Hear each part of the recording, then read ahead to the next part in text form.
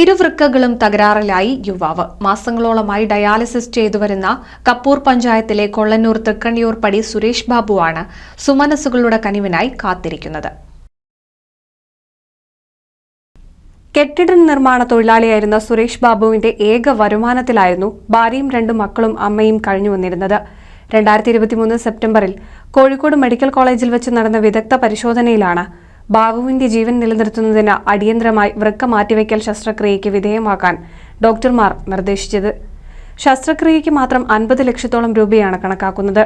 മരുന്നുകൾക്ക് പുറമെ ഡയാലിസിസ് ചെയ്യാൻ പോലും സാമ്പത്തിക ശേഷി ഒട്ടുമില്ലാത്ത കുടുംബം എന്തു ചെയ്യണമെന്നറിയാതെ പകച്ചു നിൽക്കുകയാണിപ്പോൾ. അവിടുന്ന് ഒരു 10 ചെയ്യാൻ പറ്റി. പിന്നെ നമുക്ക് മാത്രമായിട്ട് ഡയാലിസിസ് അവിടുത്തെ കിട്ടില്ല.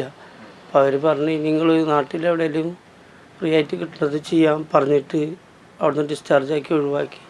പിന്നെ വീട്ടിൽ വന്നപ്പോൾ ഇത് പുറത്തുനിന്ന് ചെയ്യാൻ 2000 1500 റുപ്യൊക്കെ ഒന്നര വെച്ച് ചെയ്യണം. അതിനുള്ള സാമ്പത്തിക ശേഷി എൻ്റെ കുടുംബത്തിനില്ല. അങ്ങനത്തെ പ്രശ്നങ്ങളാണ്. കിടപ്പാടം പോലും ജപ്തിയിലാണിപ്പോൾ. ഒരു കുടുംബത്തിന്റെ അത്താണിയായ സുരേഷ് ബാബുവിനെ ജീവിതത്തിലേക്ക് മടങ്ങിക്കൊണ്ടുവരാൻ കരുണ പറ്റിയിട്ടില്ലാത്ത സഹജീവികളുടെ സ്നേഹം തേടുകയാണ് ഈ കുടുംബം. NCV news, Thrithala.